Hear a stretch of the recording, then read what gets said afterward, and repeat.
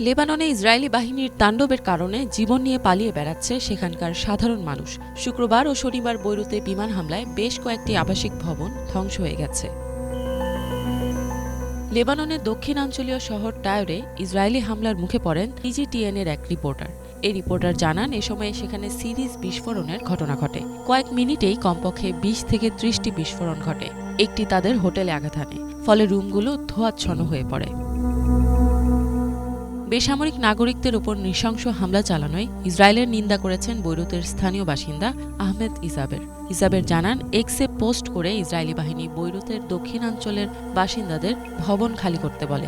তাদের দাবি, এসব জায়গার ভূগর্ভে লেবাননের সশস্ত্র বাহিনীর ক্ষেপণাস্ত্র রাখা হয়েছে। তিনি বলেন, এই জায়গায় কখনো বিস্ফোরণের ঘটনা ঘটেনি, যার দ্বারা প্রমাণ করা যেত যে এখানে কমান্ড সেন্টার ছিল। ইসাবের আরও জানান, ইসরায়েলের বোমা হামলা ৫ ঘণ্টারও বেশি সময় ধরে অব্যাহত থাকে। এই সময় বিমান থেকে তারা বোমা ফেলে। এই বাহিনী নারী এবং শিশুদের প্রতি কোনো সহানুভূতি ছাড়াই অযৌক্তিকভাবে নিরস্ত্র মানুষের উপর বোমা হামলা চালায়। তারা বেকা থেকে বৈরুতের দক্ষিণাঞ্চলে গণহত্যা চালিয়ে যাচ্ছে।